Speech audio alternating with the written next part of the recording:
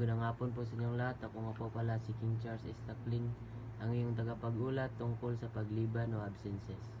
Una, ang manggagawa ay kailangang bayaran ng holiday pay kung siya ay nakaliban na may bayad sa araw bago sumapit ang regular. Pangalawa, ang mga may paggawa ay kailangang magbigay ng magkaparehong porsyento ng holiday pay, kagaya ng mga benepisyong ibinibigay ng isang competent authority sa pamagitan ng employees compensation o kaya ay social security payment. Alinman ang mataas kung ang manggagawa ay nakaliban sa trabaho habang siya ay nagtatamasa ng naturang pribilehiyo sa pagliban.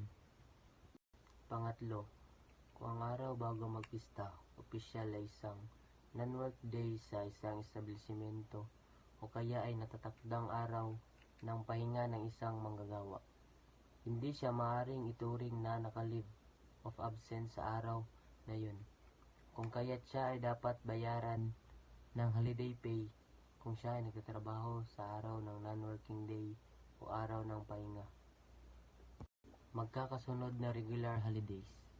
Kung mayroong dalawang magkakasunod na regular holidays o pista opisyal, kagaya ng Huwebes Santo, at ang isang manggagawa ay maaring hindi bayaran sa dalawang regular holiday o pista opisyal kung siya ay hindi pumasok sa araw bago sumapit ang regular holiday o pista opisyal, maliban lamang kung siya ay pumasok sa unang araw ng regular holiday o pista opisyal. Siya ay dapat bayaran ng holiday pay sa ikalawang araw ng pista opisyal. Pansamantalang pagtigil sa paggawa o temporary or periodic shutdown o cessation of work. Sa kaso ng pansamantalang pagtitigil ng trabaho o periodic shutdown ng isang establishmento para sa taunang inventaryo o kaya ay pag-aayos sa opisyal na tumama sa panahong ito, ay kailangang bayaran ayon sa rules implementing the labor code as holiday pay para sa iba pang uri ng manggagawa. Kung isang manggagawa ay binabayaran ayon sa kanyang natapos na trabaho o piece rate basis, ang kanyang holiday pay ay hindi bababa sa kanyang average daily earning sa loob ng 7 araw.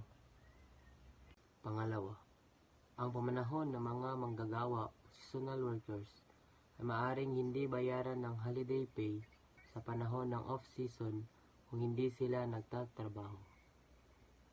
Pangatlo, ang mga manggagawa na walang regular na work days, katulad ng mga estibador, ay walang karapatan sa holiday pay.